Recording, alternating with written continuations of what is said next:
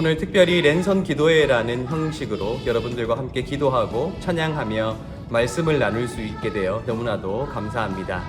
오늘은 특별히 아동부 성경학교가 진행 중에 있습니다. 우리 성경학교를 통하여서 우리 아이들에게 하나님의 사랑이 그 마음속에 새겨지고 하나님의 사람으로 온전히 거듭날 수 있는 시간이 될 수 있도록 여러분들 기도해 주시기를 부탁드립니다. 오늘 우리가 함께 읽을 말씀은 신명기 6장 4절부터 9절까지의 말씀입니다.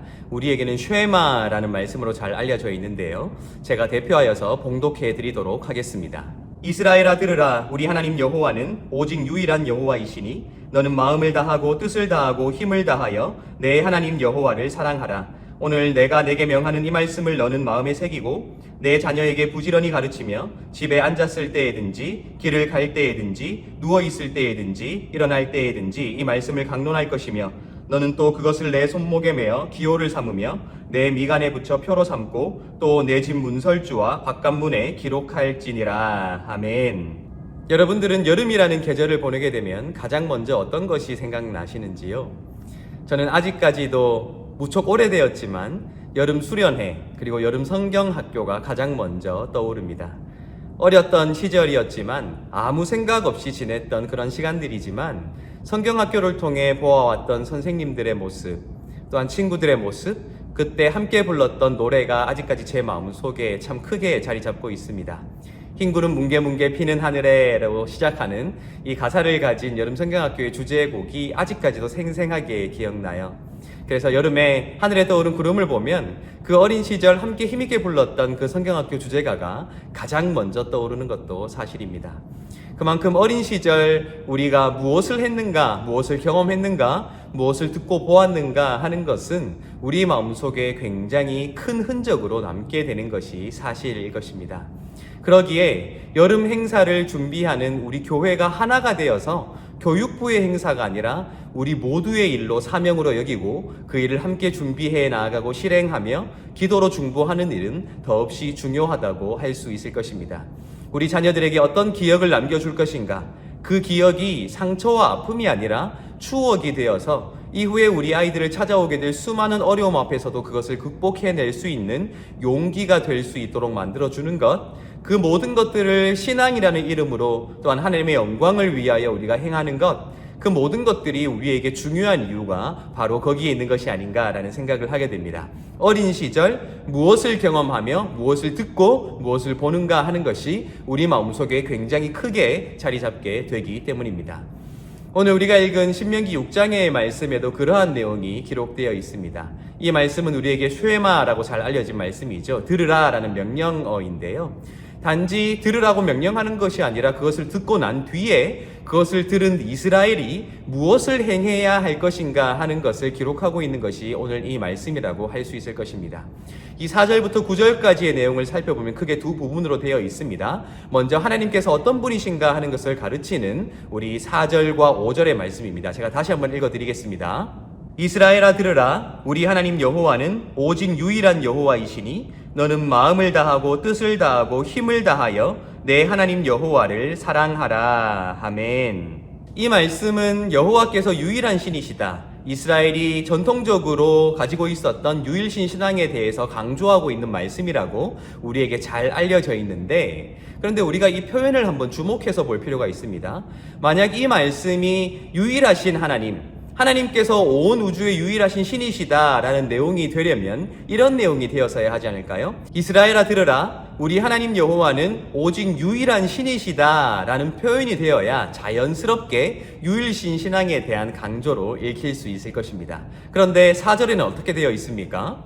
이스라엘아 들으라. 우리 하나님 여호와는 오직 유일한 여호와이시니 라고 되어 있어요. 유일한 신이시다라는 것이 아니에요. 유일한 여호와이시다라고 되어 있다는 거예요. 마치 이 말을 반대로 생각해 보면 여호와께서 다양하게 존재한다. 그러니까 여호와가 한 분이 아니라 여러 여호와가 존재한다는 것을 전제로 하고 있는 것처럼 보인다라는 것이죠. 잘 이해가 되지 않죠? 만약 우리가 알고 있듯이 유일한 신에 대한 강조였다면 이 말씀은 유일한 신이시니 라고 표현되어야 될 텐데 유일한 여호와시니 라고 되어 있다니 굉장히 어색하게 보인다는 거예요. 그런데 우리는 이스라엘의 역사를 통하여서 이 말이 결코 어색한 말이 아님을 알게 됩니다. 왜냐하면 이스라엘은 하나님께서 선택하실, 하나님께 예배드릴 그 처소에서 하나가 되어서 하나님을 섬기도록 명령을 받았음에도 불구하고 이스라엘의 역사 속에서는 수많은 산당들과 지역 성소들이 발전하게 되었다는 것을 우리가 발견하게 되지요. 중요한 것은 그렇게 산당들이 발전하게 되고 지역 성소가 발전하게 되면서 각각 사람들이 온 우주를 통치하시는 여호와가 아니라 각 지역을 지키는 지역의 수호신으로서의 여호와를 숭배하기 시작했다라는 거예요.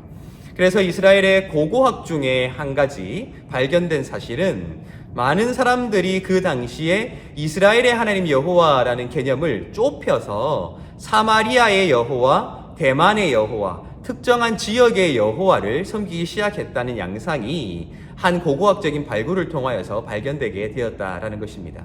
그런데 이것이 심각한 문제를 발생시키는 것입니다.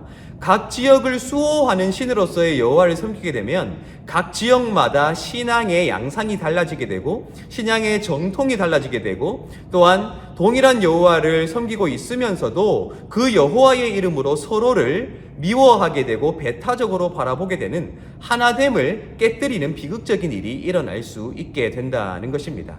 실제로 이스라엘은 북왕국 이스라엘과 남왕국 유다로 분열이 되었었죠. 솔로몬의 아들 르호보암의 시대 때 북왕국과 남왕국이 분열하게 되었는데 북왕국은 놀랍게도 자신들만의 종교 정통을 만들어서 그 전통에 따라 여호와를 섬기게 되면서 결국 그 두 왕국이 결코 합해지지 못하고 각각 멸망하게 되었다라는 것을 우리가 역사적 사실로 발견하게 된다는 것입니다. 마찬가지입니다. 오늘 이 신명기 6장 4절에서 오직 유일한 여호와의 단일성을 강조하는 이유는 각 지역별로 자신들의 욕심에 따라 관습에 따라 여호와를 섬겨왔던 그 신앙을 하나로 모아낼 수 있어야 된다. 왜냐? 여호와께서 유일한 분이시기 때문이다. 오직 한 분인 여호와이시기 때문이다 라고 가르치고 있다라는 것입니다.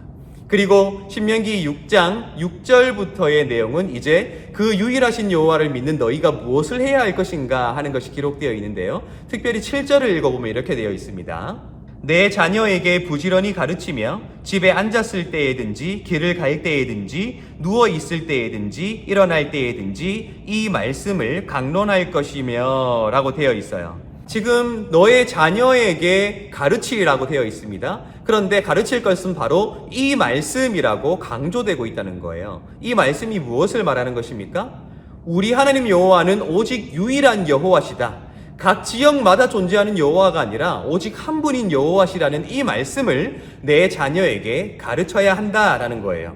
욕심에 따라 여호와를 숭배하고 또한 자신들의 전통에 따라 거기에 여호와를 가두어 두고 숭배할 것이 아니라 오직 우주의 유일하신 신이시자 한 분이신 여호와를 한 마음으로 섬겨야 한다는 그 말씀을 자녀에게 강론하고 가르쳐야 한다는 것입니다. 앉을 때에도 일어날 때에도 누울 때에도 일어날 때에도 어느 때건 상관없이 자녀들에게 항상 그것을 가르쳐야 한다라고 말하고 있는 말씀이 우리에게는 쉐마라고 잘 알려진 이 말씀이다라는 것입니다. 여러분, 저는 오늘 이 말씀을 통하여서 우리가 자녀들에게 가르쳐야 할 이 말씀, 오직 여호와는 유일한 여호와시다라는 이 말씀이 이 시대를 살아가는 우리에게 말하고자 하는 책무는 분명하다 생각했습니다. 여러분, 우리 시대는 세대 간의 갈등이 너무나도 극화되어 있습니다. 너무나도 양극화되어 있어서 정말 나이가 많은 세대와 어린 세대가 함께 어우러지기가 너무나도 힘든 급변하는 사회를 우리가 살아가고 있습니다. 그런데 너무나도 비극적이죠. 그런 세대 간의 갈등이 교회 내에서도 암묵적으로 이루어지고 있다는 것입니다. 그런데 우리가 기억해야 할 것이 있어요. 우리가 상대적으로 나이가 많든 상대적으로 나이가 적든 우리가 섬기는 하나님, 그 여호와 하나님은 오직 한 분이시다. 나이가 많은 우리가 나이의 많은 전통에 따라 그 전통에 가두어 둘 수 있는 하나님이 아니라는 거예요.